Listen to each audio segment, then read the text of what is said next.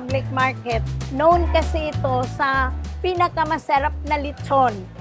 Kahit saan, opo, totoo. Hindi nagsisinungaling ang matanda. Doon yung makita yung mga iba't ibang klaseng daing, yung mga pasalubong na danggit at saka pusit. Dito po sa Cebu, ito po talaga yung Car City, yung show capital dito sa Cebu, ma'am. Lahat ng Cebuana, sir, magaganda. Yung mga tindera dito at saka yung mga bumibili dito ay talagang mababait.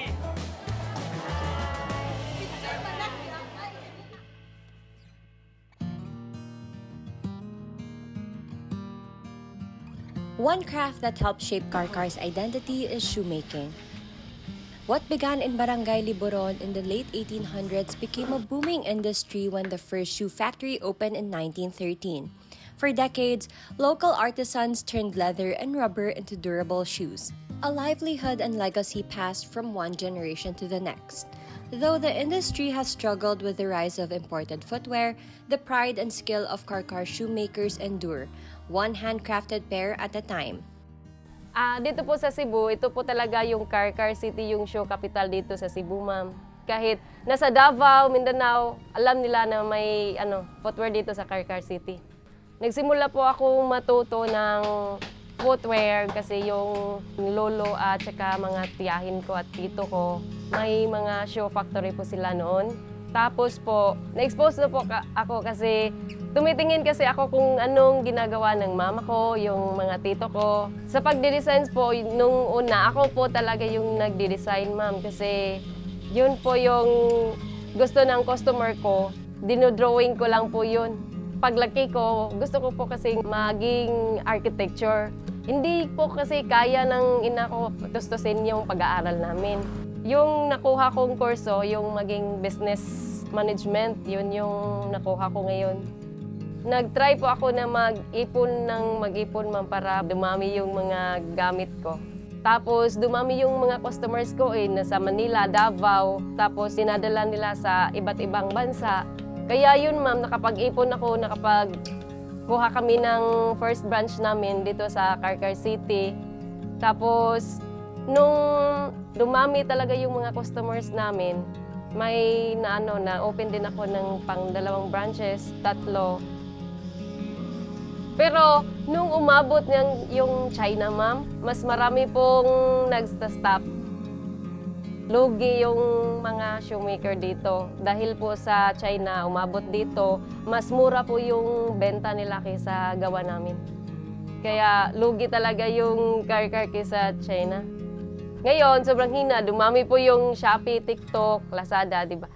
Meron din kami sa online, pero hindi gaano yung kalakas, not like yung dati.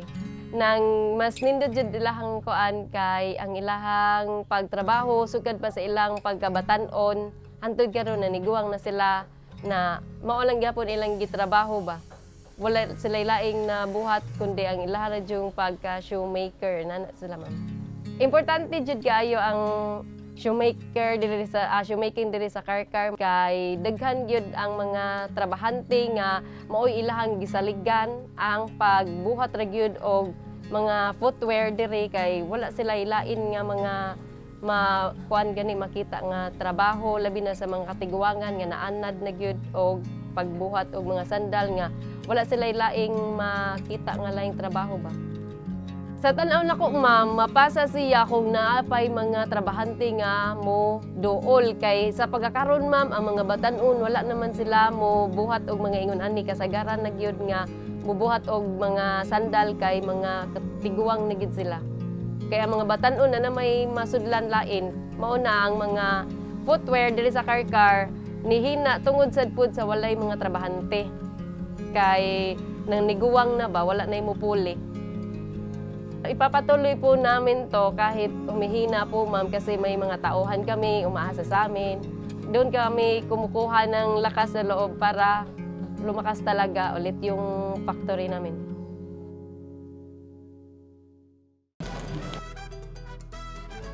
Golden, crispy, and impossible to resist. Words that perfectly describe Karkar's pride. It's chicharon and lechon. Famous among travelers, Karkar has long earned its name as Cebu's chicharon capital. In the city's bustling market, lechon takes center stage. Rows of glistening roasted lechon, vendors calling out your name, inviting you to taste, turning the market into one big flavor adventure. With every bite, you're tasting not just the lechon, but decades of Cebuano passion and pride. Etong Karkar Public Market, known kasi ito sa pinakamasarap na lechon. Kahit saan, opo, totoo. Hindi nagsisinungaling ang matanda. Yung mga tindera dito at saka yung mga bumibili dito ay talagang mababait. Magkamag-anak kami ng mga tendera, tendero. Kaya ito rin ako, nagtitinda.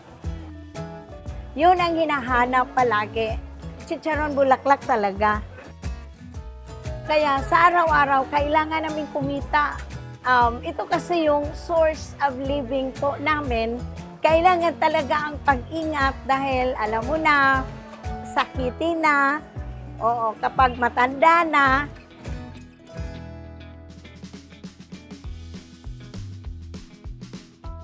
Karkar's flavors also shine through another local favorite, kambing. In Kandingan eateries, goat meat takes center stage, a Cebuano staple celebrated for its hearty, flavorful taste in communal meals and festive gatherings. At Karkar's public market, spots like Etad's showcase tender, savory goat that speaks to the island's rich culinary heritage. Simula yon pag-COVID, meron kaming rice and corn.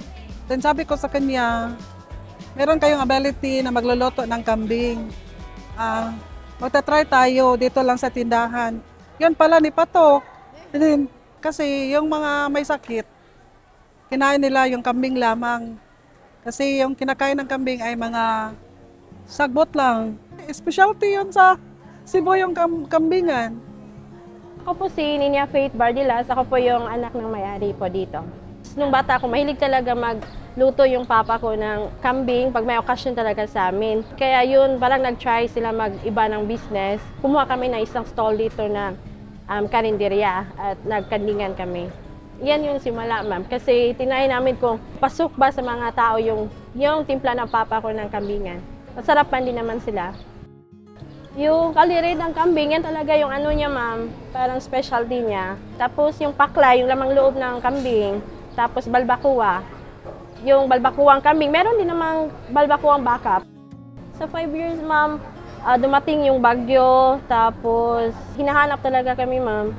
Sa tingin ko, ma'am, yung sekreto ng papa ko, siguro kinukumpleto talaga yung mga lamas dito, ma'am.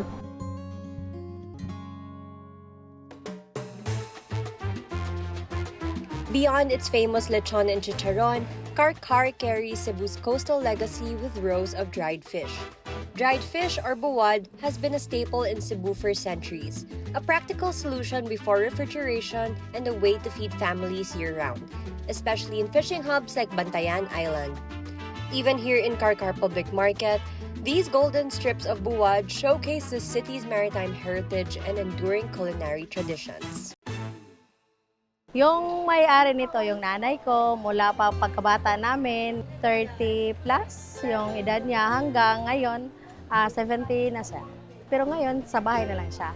Doon, palagi kaming araw-araw nagbibinta sa merkado ng mga ganito. Maraming bumibili sa mga dried fish, yan. Sa tabuan lang namin kinuha. Mayroon namang mga reseller, yung pang ano nila, ilako-lako nila sa bahay, yan. Weekly sila bumibili sa amin, yan. Sa karamihan, yung mga ganito, danggit, sa Cebu, sa Karkar, yung danggit nila, namin, galing sa Bantayan yon. Unsalted ba? Kayo ma'am, ano yung favorite niyo dyan? Ay, siyempre, danggit. Ito yung bumubuhay namin, pati na sa mga anak namin. Okay naman ang daloy ng ang pagbibinta namin dito. Minsan hindi masyado mabenta. Kapag bagyo, yung mga supply namin hindi makarating kaagad. Kasi yung mga daing namin, hindi yun matutuyo. Kaya walang supply. Yung audit, napakalaking epekto nun dito sa amin kasi halos-halos lahat dito nawala ng bahay. Pero buti naman, nakaraos din dito sa bagong merkado. Marami daw bumibisita dito dahil malinis daw. Dito, arrange by section yung mga paninda. Ito, yung sweet pusit. Kapag niluto, malutong. Tulad din ng ito, danggit.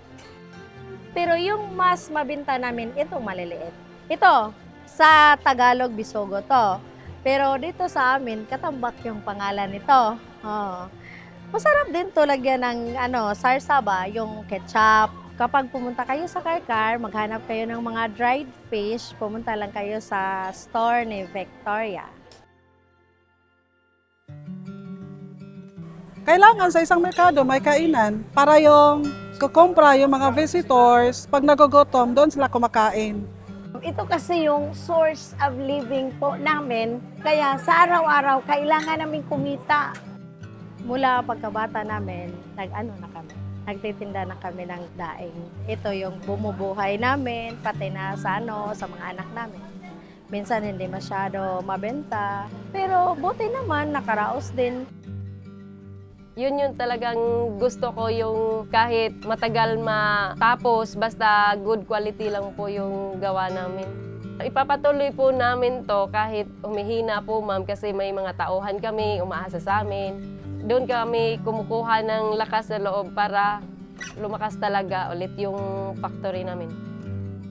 Wherever you go, market stories carry the same sincerity and resilience as the hands that bring them to life. Karkar Public Market is a crossroad of history, tradition, and daily life. Walking through the market, you don't just witness Cebuano flavors, but you experience the heart, resilience, and pride of a community that has been passing its stories from one generation to the next.